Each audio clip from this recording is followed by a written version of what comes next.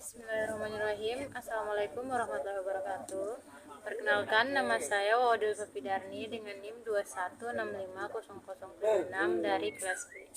Pada kesempatan kali ini saya akan menjelaskan atau mereview mengenai materi dari mata kuliah keamanan komputer. Nah, materi yang akan saya jelaskan pada kali ini yaitu kriptografi. Nah, sebelumnya kita akan masuk pada pengantar dari kriptografi. Nah, message atau pesan adalah data atau informasi yang dapat dibaca dan dapat dimengerti maksudnya. Nah, message atau pesan ini memiliki beberapa bentuk atau rupa, yaitu misalnya ada pesan melalui pesan teks, audio, video, foto, musik, dan lain-lain. Nah, pesan itu ada yang dikirim melalui kurir, melalui pos, melalui telekomunikasi, dan lain-lain. Kemudian pesan juga ini itu ada yang disimpan dalam media penyimpanan atau storage yang berupa disk, kaset, dan lain-lain. Selanjutnya, terminologi. Terminologi ini memiliki pengirim atau sender. Nah, pengirim atau sender ini merupakan pihak pengirim pesan. Kemudian ada penerima atau receiver. Penerima atau receiver ini merupakan orang yang menerima pesan tersebut dari si sender. Kemudian pengirim dan penerima ini bisa berupa orang, komputer, mesin, dan lain-lain. Kemudian pengirim ingin pesan yang dikirimkannya itu aman, di mana pihak lain tidak dapat membaca atau melihat isi dari pesan tersebut. Nah, di sini ada yang namanya ciphertext. Ciphertext ini merupakan pesan yang telah disandi sehingga tidak bermakna lagi.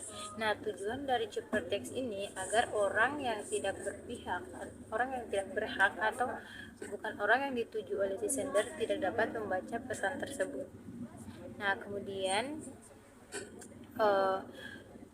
Enskripsi ini merupakan proses menyediakan dari plain text ke ciphertext. Sedangkan deskripsi dia itu merupakan proses mengembalikan dari ciphertext menjadi ke plain text semula. Kemudian ada kriptografi, yaitu kata kriptografi ini berasal dari bahasa Yunani. Nah, yang berarti hidden atau secret. Arti dari secret writing dari sisi lama, kriptografi adalah ilmu dan seni untuk menjaga kerahasiaan pesan dan dengan cara menyediakannya ke dalam bentuk yang tidak dapat dimengerti lagi maknanya. Nah, sedangkan definisi baru, dia itu merupakan ilmu dan seni untuk menjaga keamanan pesan atau message. Nah, algoritma dari kriptografi. Algoritma dari kriptografi ini yaitu aturan untuk encipheringnya dan dechiffering atau fungsi matematika yang digunakan itu untuk enskripsi dan deskripsi pesan. Kemudian ada encoding versus decoding. Nah, encoding ini dia merupakan transformasi dari plain text menjadi kode. Sedangkan decoding ini dia transformasi kebalikan dari kode menjadi plain text. Nah, kemudian ada buku kode atau kode book. Dia ini merupakan dokumen yang digunakan untuk mengimplementasikan suatu kode. Selanjutnya, buku kode tersebut terdiri dari tabel lookup. Kemudian ada untuk encoding dan decoding itu dia pakai kode breaker. Nah, selanjutnya orang yang memecahkan kode itu dia digunakan untuk menemukan plain text. Selanjutnya terminologi kunci atau key. Nah, kunci ini dia merupakan parameter yang digunakan untuk transformasi enciphering dan decipheringnya. Nah, jika kekuatan kriptografi ditentukan dengan menjaga kerahasiaan algoritmanya, maka algoritma kriptografi ini dia dinamakan algoritma restricted. Nah, kemudian ada si algoritma restricted ini dia tidak cocok lagi untuk digunakan saat ini. Nah, sehingga kriptografi modern mengatasi masalah ini dengan menggunakan kunci atau key. Nah, kunci ini dia bersifat rahasia. Nah, sedangkan algoritma kriptografi yang sebelumnya itu dia yang tidak digunakan itu dia bersifat tidak rahasia atau public, sehingga dapat diakses oleh siapapun seperti itu. Nah, Selanjutnya yaitu kriptologi. Kriptologi ini dia merupakan studi mengenai kriptografi dan kriptalisis. Persamaan dari kriptologi ini dia terbagi menjadi kriptografi dan kriptonalisis. Nah, persamaan dari kriptografer dan kriptonalisis ini dia itu keduanya sama-sama menerjemahkan ciphertext menjadi plain text. Nah, untuk perbedaannya dari kedua kriptografi dan kriptonalisis ini dia yaitu kriptografer dia bekerja atas legitimasi pengirim atau penerima pesan, sedangkan kriptanalis dia itu bekerja tanpa legitimasi pengirim atau penerima pesan, yang berarti kriptanalis ini dia merupakan cara kerjanya itu dia berterbalikan dengan cara kerja kriptografi tersebut. Selanjutnya kita akan masuk pada sejarah kriptografi. Nah, untuk sejarah kriptografi sendiri dia itu mempunyai sejarah yang panjang. Nah, tercatat bangsa Mesir 4000 tahun yang lalu menggunakan hieroglif yang tidak standar untuk menulis pesan. Nah, sejarahnya itu dimulai dari Perang Dunia Kedua, di mana pemerintah Nazi Jerman membuat mesin inskripsi yang dinamakan Enigma. Kemudian Enigma Cipher berhasil dipecahkan oleh pihak sekutu dari Nazi Jerman tersebut. Kemudian keberhasilan memecahkan Enigma sering dikatakan sebagai faktor yang memperpendek terjadinya Perang Dunia Kedua tersebut. Selanjutnya, kriptografi kunci simetri. Nah, kriptografi kunci simetri ini dia merupakan kunci inskripsi dan kunci deskripsi. Istilah lainnya yaitu kunci simetri, kunci privat, dan kunci rahasia. Algoritma kriptografinya itu disebut sebagai algoritma simetri. Kemudian kriptografi kunci asimetri. Nah, di sini kita akan membahas mengenai kriptografi kunci asimetri. Nama lain dari kunci tersebut yaitu key kriptografi. Selanjutnya kita akan masuk pada kaisar Cipher. Nah, dalam kriptografi sandi kaisar atau sandi geser, kode kaisar atau geseran kaisar adalah salah satu teknik inskripsi paling sederhana dan paling terkenal. Nah, kenapa demikian? Karena sandi ini termasuk sandi yang substitusi, di mana setiap huruf pada teks terang atau plain text digantikan oleh huruf lain yang memiliki selisih posisi tertentu dalam alfabet. Nah, algoritma Cipher substitusi yang menggunakan konsep pergeseran huruf dengan modulo 26. Selanjutnya ada Wegener Cipher. Nah, Wegener Cipher ini dia merupakan suatu algoritma kriptografi klasik yang ditemukan oleh Giovan Battista Bilaso. Beliau menuliskan metodenya tersebut pada bukunya yang berjudul La Cifra del Sig Giovan Battista Bilaso pada tahun 1553. Nama Wegener sendiri diambil dari seorang yang bernama Blaise de Wegener. Nama Wegener diambil sebagai nama algoritma ini karena beliau menemukan kunci yang lebih kuat lagi untuk algoritma ini dengan metode AutoKey Cipher. Meskipun algoritma dasarnya telah ditemukan lebih dahulu oleh Giovan Battista Bilaso. Nah, selanjutnya, teknik ini menggunakan tabel bujur sangkar yang berisi kombinasi dari plain text pada kolom serta kunci pada baris, sehingga kombinasi keduanya itu akan menghasilkan cipher pada baris dan kolom. Untuk cara kerja dari Wegener Cipher ini, dia yang pertama itu adalah tuliskan plain text yang ingin diinskripsi dengan menghilangkan spasi antar kata. Hal ini untuk mempersulit orang untuk menebak dari plain text tersebut. Nah, kemudian pilih kunci atau key yang akan disepakati oleh pengirim serta penerima. Jadi nanti setelah mengirimkan pesan tersebut, maka si pengirim ini sebelum mengirim pesan tersebut, si pengirim dan si penerima ini akan membuat kesepakatan terlebih dahulu untuk si key dari pesan yang akan dibuat oleh si sender ini. Setelah disepakati, nanti kunci itulah yang akan digunakan si receiver, si sender untuk mengirim, dan si receiver untuk menerima dan membaca surat tersebut. Nah, kemudian susunlah plain text dengan kunci yang bagaimana seharusnya digunakan. Dengan menggunakan tabel Wigner, maka kita akan mendapatkan hasil chipper rate sesuai hasil yang kita inginkan, seperti itu. Nah, kemudian ada data encryption standard atau DS. Nah, data encryption standard ini dikembangkan di IBM pada tahun 1972 berdasarkan pada algoritma Lucifer yang dibuat oleh Horst Feistel. Nah, kemudian disetujui oleh National Bureau of Standard atau NBS setelah penilaian kekuatannya oleh National Security Agency atau NSA Amerika Serikat.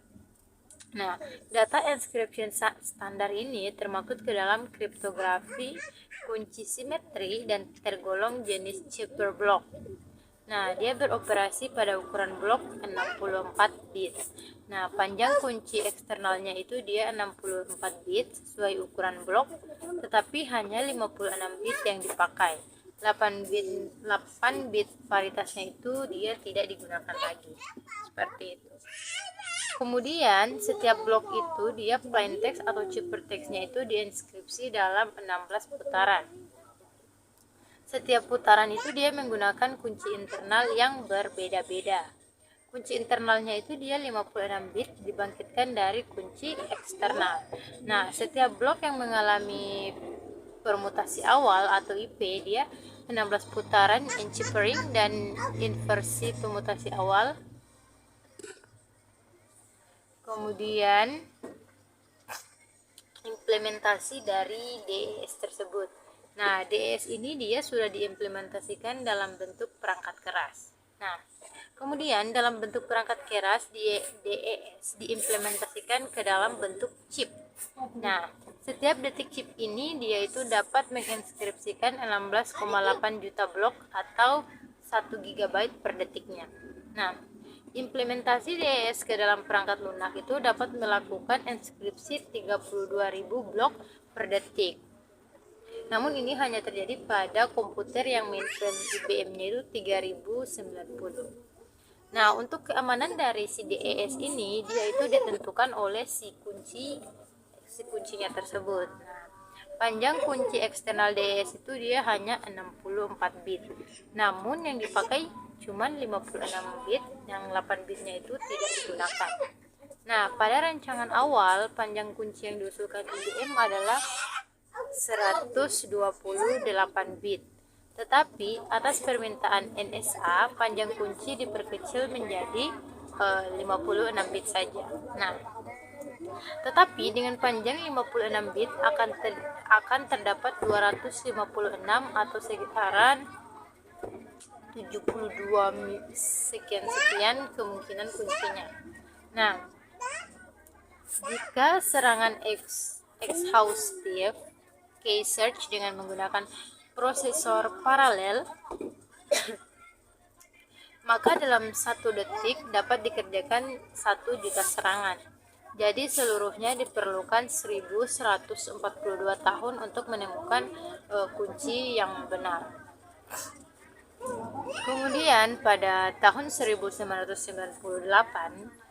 Electronic Frontier Foundation atau EFE itu merancang dan membuat perangkat keras khusus untuk menemukan kunci DES. Nah, secara exhaustive search key dengan biaya $250.000 dan diharapkan dapat menemukan kunci selama 5 hari saja. Namun pada tahun 1999, kombinasi perangkat kilat EFE dengan kolaborasi internet yang melibatkan lebih dari 100.000 komputer dapat menemukan kunci DES kurang dari 1 hari. Kemudian ada Triple Data Encryption Standard atau 3DES. Nah, 3DES ini atau Triple Data Encryption Standard, dia itu merupakan salah satu algoritma simetris pada kriptografi yang digunakan untuk mengamankan data dengan cara menyandikan data tersebut.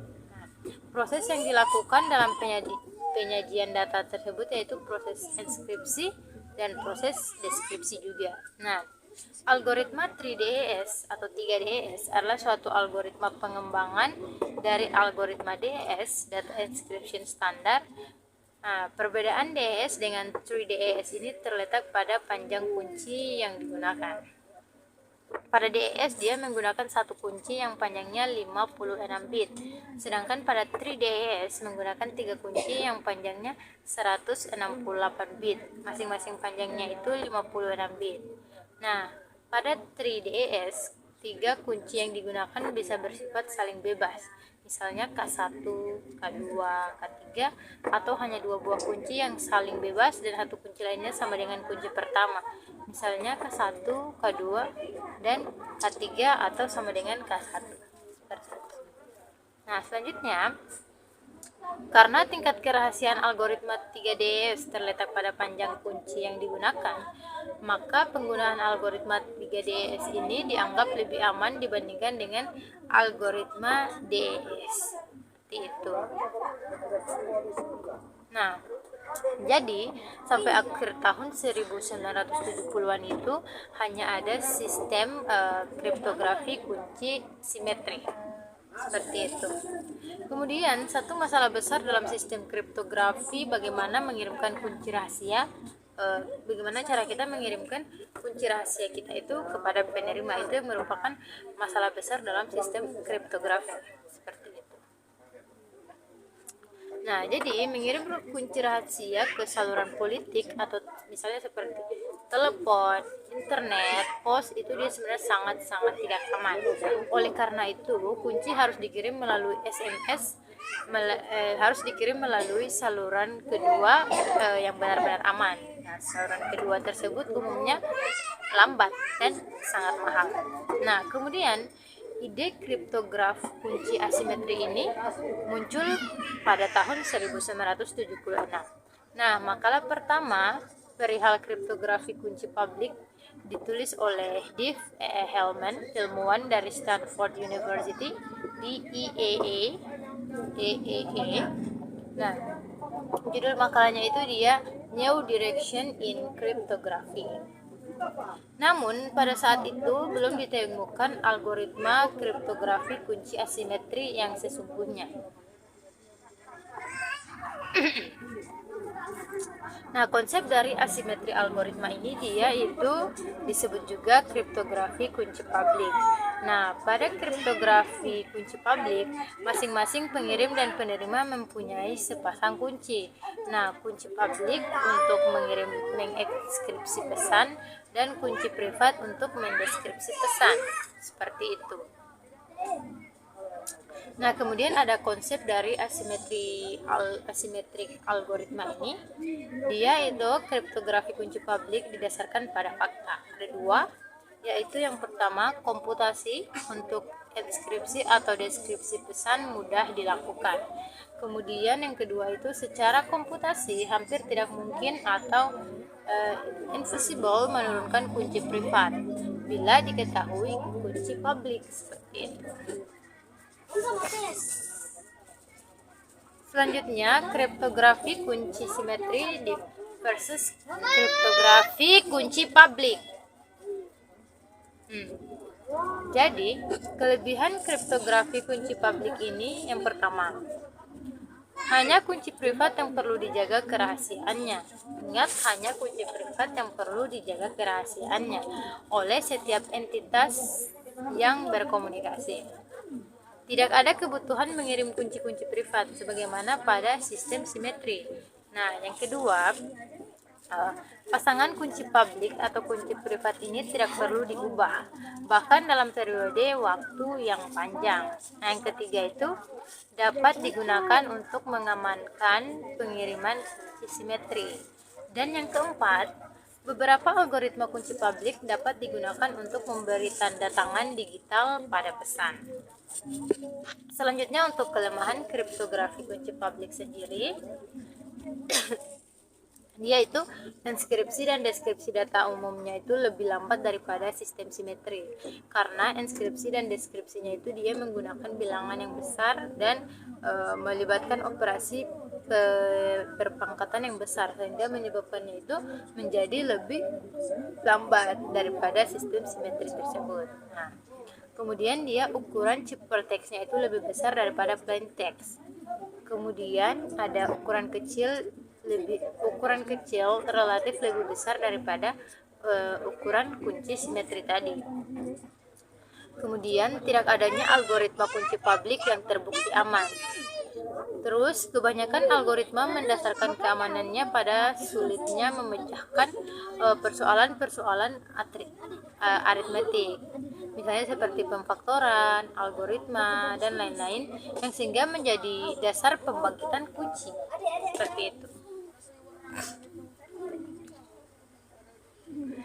Kemudian kita masuk pada Ron Shamir Adleman atau RSA. Dari sekian banyak algoritma kriptografi yang pernah dibuat, algoritma yang paling populer adalah algoritma RSA atau Ron Shamir Adleman. Nah, algoritma RSA dibuat oleh 3 orang peneliti dari MIT, Massachusetts Institute of Technology pada tahun 1976. Nah, yaitu Ron Rivers. RSA itu merupakan singkatan dari nama-nama peneliti yang menemukan algoritma ini, yaitu Ron Rivers, kemudian S-nya itu untuk Adi Shamir, dan L-nya itu untuk Leonard Adleman. Seperti itu. Algoritma RSA ini mendasarkan proses enskripsi dan deskripsinya pada konsep bilangan prima dan aritmatika modulo. Kunci enskripsi maupun kunci deskripsi keduanya harus berupa bilangan bulat. Kemudian untuk menemukan kunci deskripsi, suatu bilangan non-prima harus difaktorkan menjadi faktor primanya. Dalam kenyataannya, memfaktorkan bilangan non-prima menjadi faktor primanya bukanlah pekerjaan yang mudah, sehingga belum ada algoritma yang secara efisien yang dapat melakukan pemfaktoran tersebut. Sehingga semakin besar bilangan non-primanya, maka semakin sulit pula pemfaktorannya. Seperti itu. Baik, mungkin itu saja yang bisa saya review atau saya jelaskan pada video saya kali ini. Apabila ada kesalahan, saya mohon maaf. Akhir kata saya ucapkan wabillahi taufiq wal hidayah. Wassalamualaikum warahmatullahi wabarakatuh. Sekian, terima kasih.